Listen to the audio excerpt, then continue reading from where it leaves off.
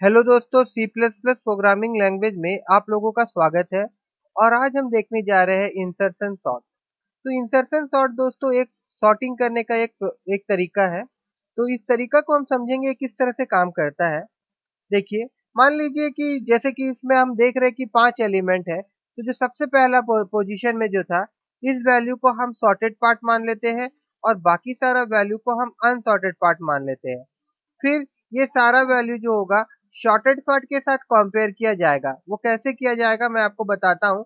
जैसे unsorted part का पहला एलिमेंट को हम ले लेते हैं और उसके बाद शॉर्टेड पार्ट के साथ में हम इसको कंपेयर करेंगे।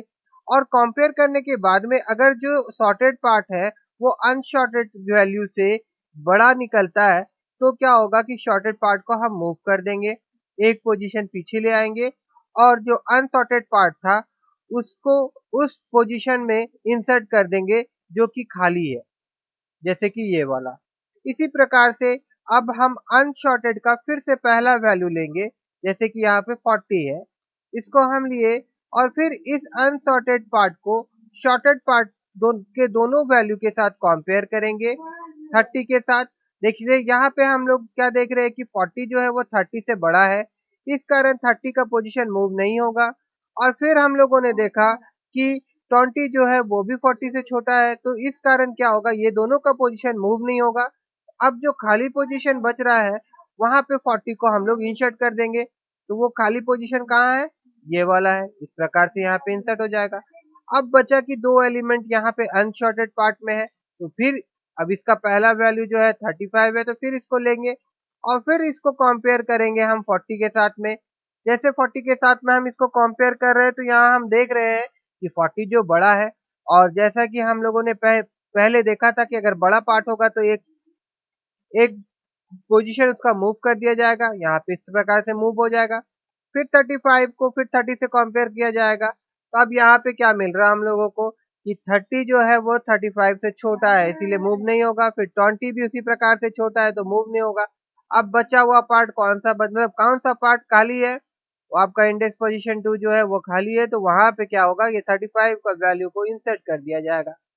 इसी प्रकार से दोस्तों इंसर्शन शॉर्ट जो है वो काम करता है।